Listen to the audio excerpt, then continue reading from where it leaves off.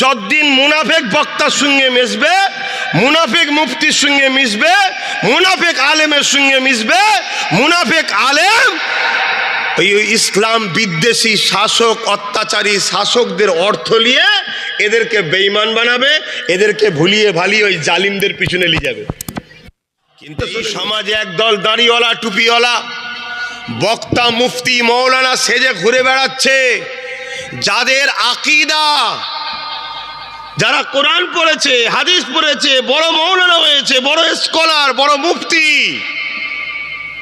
শুনছেন তো, কিন্তু তারাই এলেম অর্জন করে দুনিয়ার তাগদি শক্তির কাছে সামান্য পয়সায় বিক্রি হয়ে উম্মতে মুহাম্মাদির ওই পাওয়ার, ইমানের পাওয়ারটাকে কাটছে, যাতে করে এগুলো বেঈমান হয়ে যায়। আর ওদেরকে যারা টাকা দেয় তখন আপনাদেরকে মেরে দেবে, আপনারা কিছু করতে আর পারবেন। আমি আপনাদের পীরের আওলাদ শিখাচ্ছি, অসুবিধা হচ্ছে? দাদা হুজুর বলেছে আমার মুরিদরা রুহানি বাচ্চা, আমার ভাই ভাইকে শিখাচ্ছি, শুনছেন তো নাকি? তাহলে আমাদেরকে একটু বুঝে চলতে হবে না? হবে না? খেয়াল করতে হবে, উলামার বক্তব্য শোনার সময় খেয়াল করতে হবে, আলেম মুফতি মৌলানা বক্তব্য শোনার সময় খেয়াল করতে হবে।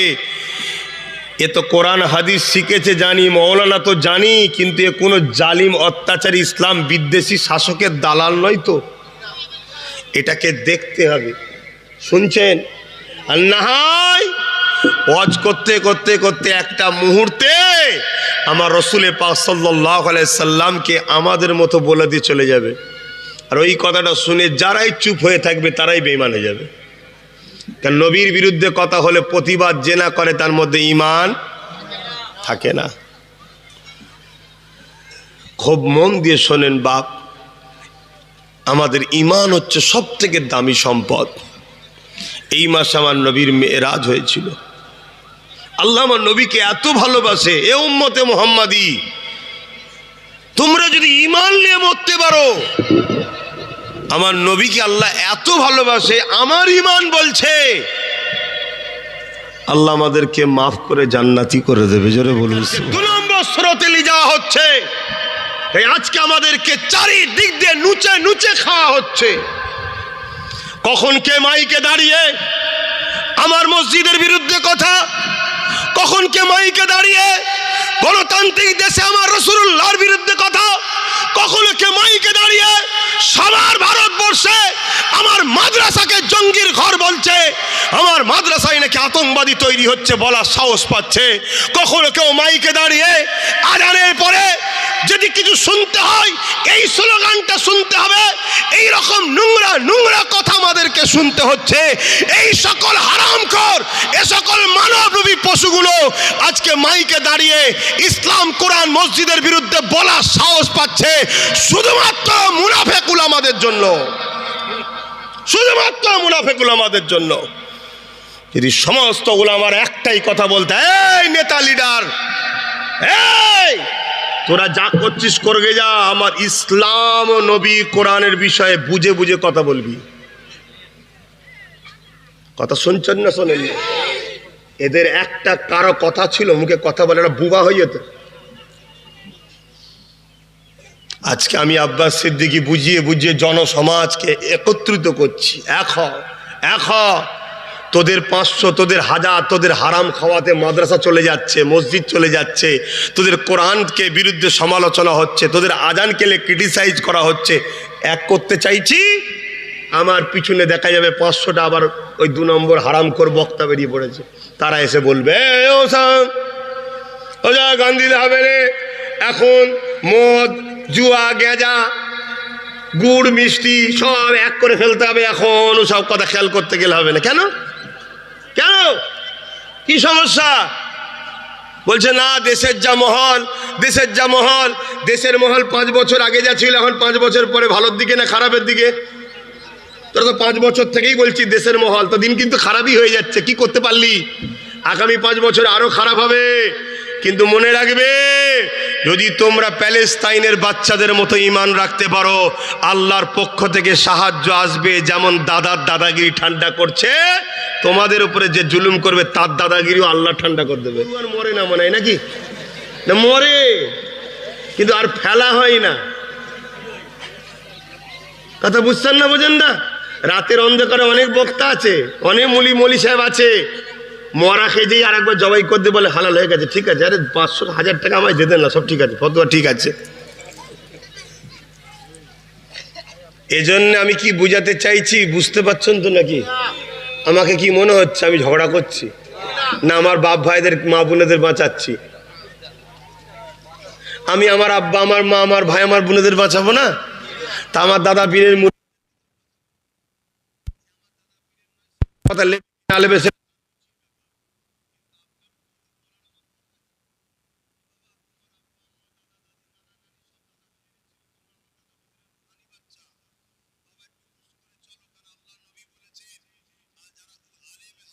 হবে কিয়ামতের দিন। তাদের সঙ্গে যারা বন্ধু রাখবে, একখান চাই বসে খাবে, আল্লাহ এমন লোককেও জান্নাতি করবে। জোরে বলুন সুবহানাল্লাহ। আবার বাবা, এই উলামাদের মধ্যেই একদল আছে যারা দাড়ি আছে, টুপি আছে, ইসলামিক ইউনিফর্ম আছে, কোরআন আছে, হাদিস আছে, মাদ্রাসা আছে, মসজিদ আছে, নামাজ আছে, রোজা আছে, হজ আছে, সব আছে, শুধু দিলে হুজুরের প্রেম আর আদব নেই। বাবা, এরা হলো আব্দুল্লাহ ইবনে উবাই, এরা চির জাহান্নামী মুনাফিক, এদের সঙ্গে মিশুনি বাবা। এটা বোঝাবার দরকার আছে না? নাই? আমি আমার ভাইকে বলতে পারি না, আমার আব্বা, আমার মা, আমার বোনকে বলতে পারি না? তা আমি আমার বাচ্চা, আমার ভাই, আমার মাকে বুঝাচ্ছি, পাড়ার দুজনে যদি রাগ হয় তাহলে বোঝা দরকার এই হচ্ছে 2 নম্বর। ঠিক না বেটি? আচ্ছা, আপনি আপনার ছেলেকে বুঝান না, বাবা পড়াশোনা করো, পড়াশোনা করো বাবা, জিন্দেগিতে বড় হতে গেলে পড়তে হবে, না হয় সবাই আগিয়ে যাবে, তুমি ভ্যাল করে চেয়ে রয়ে যাবে। বাবা পুকুর ধারে যেও না, তুমি ছোট মানুষ, অনেক পানি আছে, ডুবে যাবে। বাবা কুকুরের কাছে যে মাথায় হাত বুলাতে যেও না, কেন কুকুর পাগলা হয়ে গেলে কামড়ে নেয়। বাবা ওটা সাপ, ওর কাছে যাবার নয়, ও ছোবল মারলেই ফিল্ম সাদা হয়ে যাবে। কি বুঝান না? এখন পাড়ার 2টো লোক যদি বলে এইভাবে কেন বাচ্চাটাকে বুঝাচ্ছে, উচিত নয়, তাহলে জানতে হবে ও চাই তোমার বাচ্চা ছোবল খেয়ে মরুক। ঠিক তো নাকি? তাহলে আমি আমার বাপ ভাই মা বোনেদেরকে বুঝাচ্ছি যে দাড়ি দেখতে এক, টুপি দেখতে এক, নামাজ দেখতে এক, রোজা দেখতে এক, হজ দেখতে এক, কিরাত দেখতে এক, কিরান পড়া দেখতে এক, মৌলানা দেখতে এক, কিন্তু একটা হলো এজিদের দিকে আর একটা হলো হোসাইনের দিকে। জোরে বলুন সুবহানাল্লাহ। এটা বুঝাতে হবে না? কথা বলে কেন? আজ আমাদের যুব সমাজকে বুঝাচ্ছে যে আমরা আদের দিকে এত আমরা আলেম উলামা রয়েছি, তোমরা আমাদেরকে বিশ্বাস করবে না। আরে ওই আলেম উলামার পিছনে কোনো জালিম অত্যাচারী ইসলাম বিদ্বেষীর টাকা দিয়ে পুষা নয় তো? শুনছেন তো নাকি? টাকা দিয়ে পুষা নয় তো, যে মাস গেলে 10,000 করে দেবো, তোরা ইউনিট হয় এক জায়গায় হয়ে সরল পিলার উম্মতে মুহাম্মাদির ইমানগুলোকে চুরি কর। কেন? ইমান হলো লাইট, আলো, ভালো মন্দ দেখায় ইমান। শুনছেন তো নাকি? তাহলে আমার তো ভাবানো দরকার। অসুবিধা হলে বলুন, ছেড়ে দিচ্ছি। হ্যাঁ, যদি দলে ভারী হওয়ার নামই হক হয়, দলে লোক বেশি হওয়ার নামই যদি হক হয়, দলের দিকে বেশি মুফতি মাওলানা হাফেজ থাকলেই যদি হক হয়, তাহলে আজ আপনাদেরকে বলতে হবে কারবালা জমিনে হক